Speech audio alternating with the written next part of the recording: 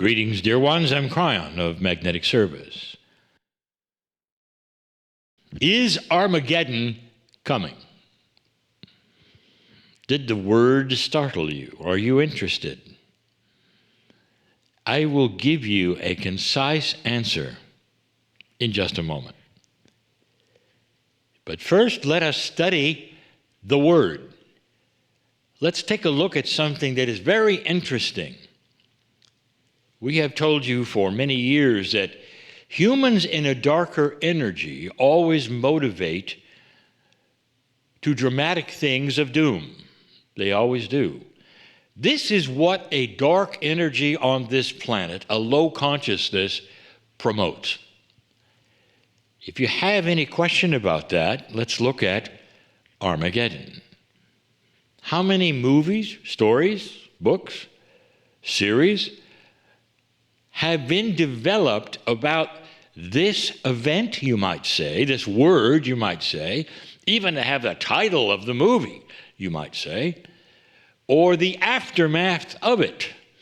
This is such a common theme that humans have developed and gone to over and over and over. And yet, this word, this one word, which basically has come from your holy scriptures, is only mentioned one time. Interestingly, that one time, it was mentioned as a revelation to the man John. What would you call it if you had spirit talking to an individual? We call that channeling today. If you called it that then, you probably would be eliminated. What else would you call that? One time it is mentioned. Now, the word itself is not an event as much as the description of a place. And yet, what is supposed to happen in that place is this: the final battle between good and evil. Is Armageddon coming? The answer I will give you, that we will now discuss, is no, because you're in it now. It has already arrived. Dear ones, I say yet again to you, messages from Spirit, from the creative source, from God, from whatever you want to call that, given to human beings are often given in metaphors. You see this constantly in your scriptures, constantly in the writings of the prophets, because you have only really one way to receive. That is in the 4D that you live in, that you think in, that your logic works in. And yet when Spirit delivers messages, there is so much more there. There's the language of multidimensionality, of potentials, all of that, which has to be then reduced to that which you might understand, explained in a way that you could see it perhaps or visualize it. It's no different, we've said this, than 100 years ago, you talking to somebody about your Wi-Fi, who says, "What is that?" And you say, "Well, that is something that comes from the internet." And you say, "What is that?" And you will say, "Well, that is something that is developed so we can receive it on our devices we carry, which we call our phones. And they're smart. What is that?" "Well, they have computers in them." "And what is that?" That is 4 layers removed from any reality that someone would have 100 years ago. It would be impossible to talk their language. So what you would do instead is to use symbols and words of things they might understand. When Spirit speaks to you, quite often, this is the way it is. Armageddon is a description of a final battle on this earth. The place that is listed, where it is supposed to occur, is a metaphor for earth, dear ones. And the final battle between good and evil is that description of a final time where this earth will come together and have to deal with dark and light energy. Does that sound familiar to a message that I've been giving you for a long, long time? You are sitting in it. This Armageddon, this very frightening word that usually would carry with it the end of the world. And yet that's not truly what it meant. Because you heard the final battle of good and evil, what do you do with that as a human being? What did you do with that when it was given? What did John think when he heard it? It would be angels and demons, of course. It would be heaven and earth, of course, because that is the way a human thinks. The end, the final battle, well, of course, that is the end of everything. And what I've told you, it's the beginning of everything. What if the final battle means the end of these kinds of battles, which involve country to country, with weapons of mass destruction being waved over the whole scenario as threats? What if it was the last time you would see that? And that slowly this planet would decide it's unacceptable, to the degree that anyone who did it would be ostracized, desupplied, if you wish, not traded with, if you wish, to a point that no country would even consider it. But why would they with a consciousness that didn't need it?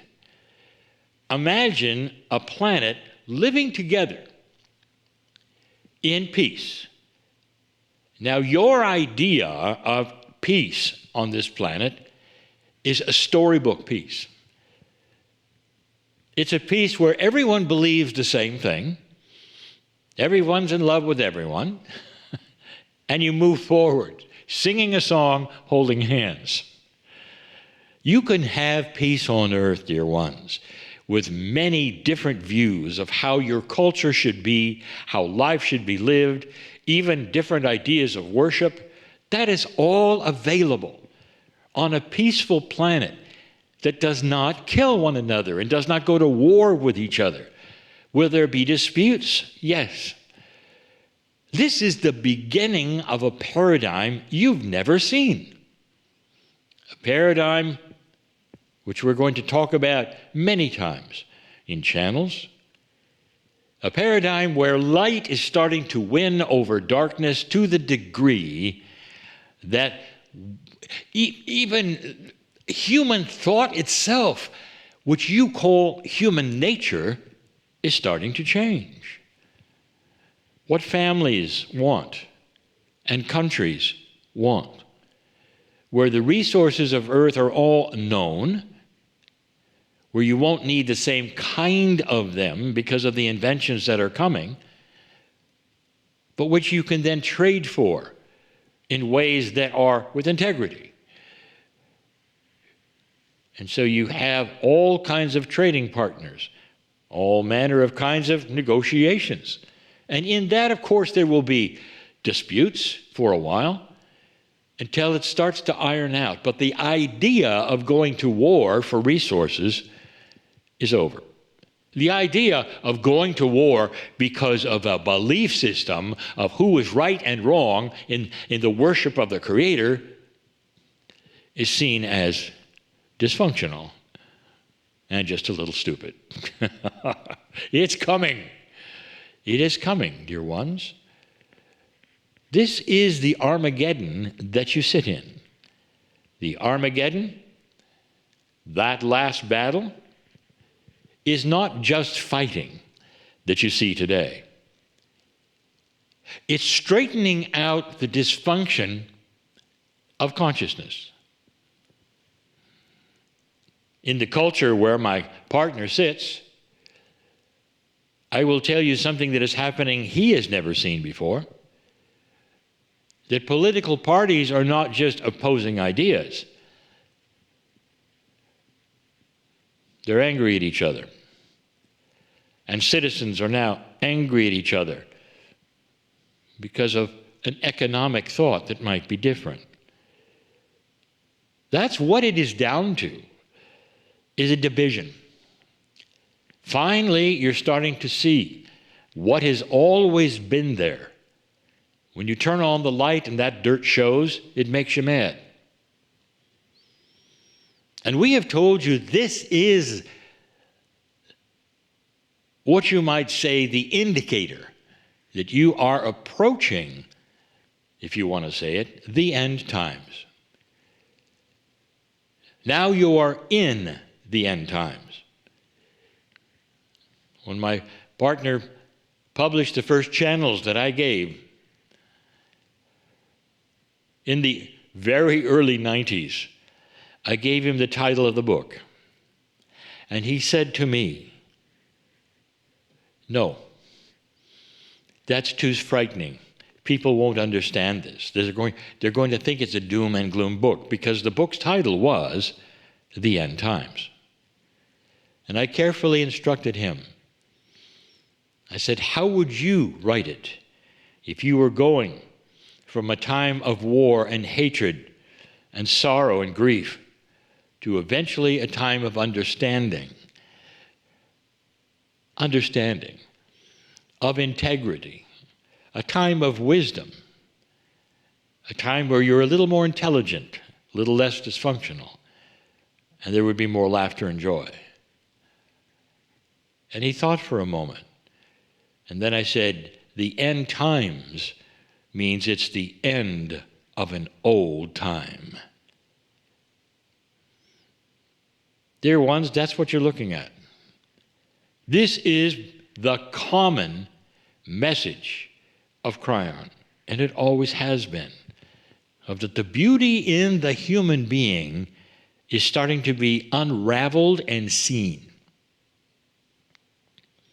There will be a time when you look back at the political things that are happening today, and you take a breath and say, well, that truly was an older paradigm. Is it possible, you might say, that your political parties will ever stop what they're doing now?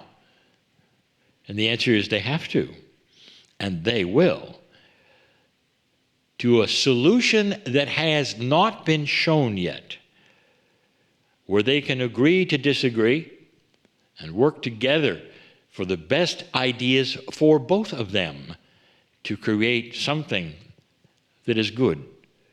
And that is what the Constitution was all about. That's what government is all about.